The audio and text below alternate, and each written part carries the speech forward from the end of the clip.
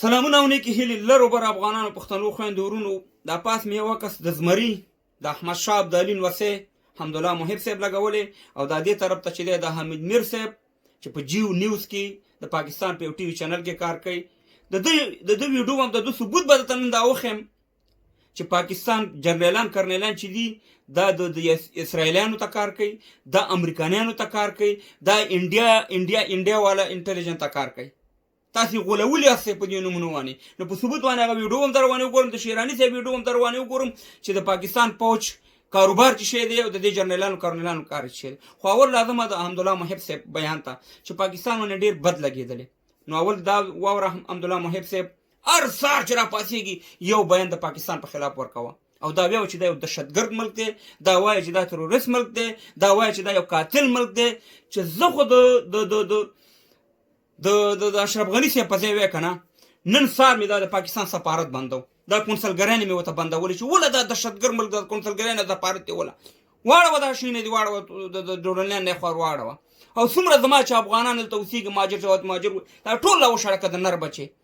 خو دا کار دا دهشتګرد ریاست نه کوي دا دهشتګرد کرنیلان جرنیلان دا کار نه کوي ځکه چې هغه افغانان زما په ګریوان کې راچولي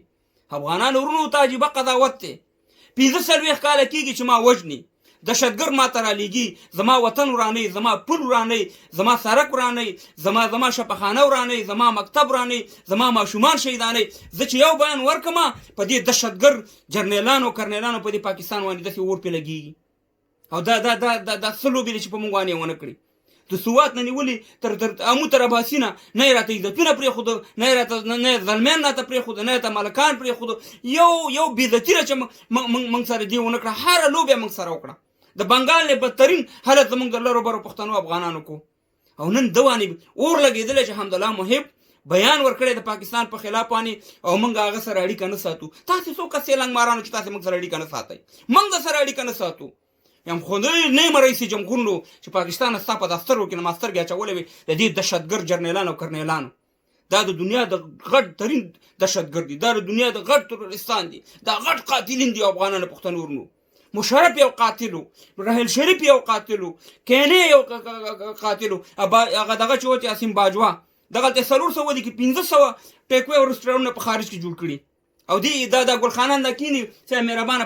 په نواز شریف غلا کړی دا زرداری غلا کړی دا پلاني کړی بستاني غلا کړی ته کنه د دې جرنل کرنل په خلاف باندې خبر وکړه کنه دا هم قاتلین دي هم غله دي هم دهشتګرد دي نو اول تاسو دا شیراني صاحب ویډیو اوره بیا در باندې د حمید میر صاحب ویډیو اورم خبرې د سر په تفصیل کوم حمدالله محب صاحب موږ ټول ولس تاسې لره بر افغانانو ته ډېره مزه ورکړې ستا بیان نور بیانونه د دې په خلاف ورکړه اول دا د شیراني صاحب بیان واورئ بیا د حمید میر صاحب بیان واورئ تاسې سره په تفصیل سره خبرې کوم چې اصلي د اسرائیلیانو ته امریکانیانو ته انډیا ته همدغه د پاکستان دهشتګرد جرنیلان کرنیلان کار کوي دا واورئ اومه خبره چې موږ ته په څه نظر ګوري د دنیا لپاره د دریمې دنیا ملکونه لکه پاکستان دا د دنیا لپاره بین الاقوامی چوک دی د مزدورانو په دغه لکه دا په بازار کې چې پر چوک مزدوران ناست وي یوه کرنډۍ اخیستې وي بل ریړۍ تر مخ ورته درولې وي یوه ټوکرۍ تر مخ ورته ایښې وي انتظار یې د دغه وي چې که چا بوته پاکستان غوندې ملک دا بین الاقوامی چوک دی د مزدورانو دلته ملایان په کرایه د فتوا لپاره مندړي لیډران په کرایه باندې د قوم د غولیدو لپاره مندړي جرنیلان په کرایه باندې د فوج د استعمالیدو لپاره مندړي میډیا په کرایه باندې د پروپاګانډې لپاره مندړي د کرایه قاتلان مندړي لہذا دنیا و پاکستان ته د کرایه د قاتلانو او د غلو او د لوپرانو د کلی په نظر ورته ګوري मैं आपको चैलेंज करता हूं कि मेरे साथ किसी भी टीवी चैनल पे लाइव डिबेट कर लें मैं साबित करूंगा कि आप पाकिस्तान में बैठकर आप इजराइल के मुफादात का तहफ़्फ़ुज़ करते हैं आप इंडिया के मुफादात का तहफ़्फ़ुज़ करते हैं आप अमेरिका के मुफादात का तहफ़्फ़ुज़ करते हैं आप पाकिस्तान के बेसिस गैर मुल्की ताकतों को देते हैं कब शुरू किया आपने काम अयूब खान के दौर से आपने बटाबीर का अड्डा जो है वो अमेरिका को दिया और परवेज मुशर्रफ ने शमसी एयरबेस जो है वो अमेरिका को दिया। आप सौदेबाजी करते हैं पाकिस्तान की, साफ ही नहीं करते। तो सबूत के साथ बात करें, हम भी सबूत के साथ आएंगे। हिम्मत है तो लाइव डिबेट कर ले मेरे साथ। واورېده د شیراني صاحب خبره مو اورېدې چې د پاکستان مطلب یعنې د یو کراکرۍ دوکان دی د مزدورانو که دلته ته هر شی غواړې تا ته پیدا کېږي یعنې ختمه خبره دا زما خبره نه ده د شیراني صاحب خبره ده او دا بل د حمید میر صاحب خبره چې تاسو وایئ دا په اردو کې د کېدای شي په اردو زموږ خلک پوه نه شي دا کرنیلان جرنیلان دې ته وایي چې موږ انډیا او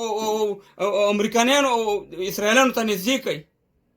او افغانانو او پښتنو ورونو غولولي یاستئ په دې دا د دنیا د ټولو نه غټ دهشتګرد دی په دې مه غولېږئ چې دلته راوچت چې د فلسطین سره همدردي ښیي دا هغه جرنیلان کرنیلان دي چې په 1980 کې د دې پاکستان نه تللي د ضیاءالحق په مشرۍ کې په اسرائیل بمباري نه ده کړې په فلسطینیانو بمباري کړې اسرائیلیانو سره یو ځای شوي او په هغې باندې بمباري کړې او په هغې باندې دا خبره فلسطینیان شهیدان کړي دا نن راپاسېږي شاه محمود قریشي او سټیټمنټ ورکړي او دلته ګلخانان وګوره څومره د اسرائیلو په خلاف باندې دا بیان ورکوي او فلسطین سره څومره همدردي لري دا خو یو قاتل پوځ دی دا خو یو قاتل جرنیلان او کرنیلان دي دغلته د ټولو نه غټ مشکل هم دی جوړ کړی چې د کمې ورځې نه دا جرنیلان او کرنیلان ختم شو ته وګوره چې په پاکستان او په افغانستان او په دې ټوله حته کې به امني خو دا اسرائیلو ساتلي ځان دپاره دا امریکایانو ځان دپاره ساتلي دا آزاد نه دي دا غلام دی دا پاکستان د دې په لاس کې دی هسې چغې دي ګلخانانو شروع کړي دي چې وروره موږ آزاد یو دا و هغه شل ویډیوګانې به راته وښیم چې د پاکستانیانو خپله وایي چې موږ آزاد نه یو خپله د حمید ګل وایي چې موږ آزاد نه یو همداسې نور دغه وایي چې زموږ د پوځ نه څوک مقرریږي دغه منظوري د هغې ځای نه راځي د افغانانو ورونو نن تاسو ته موږ په ثبوت باندې دا وښوده چې د پاکستان د جرنیلان کرنیلان چې دا د اسلام دشمنان دي دا د انسانیت دشمنان دي دا یو غټ قاتلین دي دا یو غټ غله دي دا د دې علاج چې چا وکړو انشاءالله ته وګوره چې دلته بالکل به د یورپ غونډه کې دغه ایشیا ملکونه جوړي غټ مصیبت هم دې جوړ کړی نو نن تاسو ته موږ په ثبوت باندې حمید ګل خبرې تاسې واورېدې هغه وایي چې دا اسرائیلانو ته کار کوي دا امریکایانو ته کار کوي دا انډیا ته کار کوي دا د اسرائیلانو نه پیسې خوري د دې اکاونټ ته پیسې د هغې ځای نه راځي دا زما خبرې نه دي د حمید میر صاحب خبرې دي نو الله دې وکړي چې زموږ افغانان پوه شي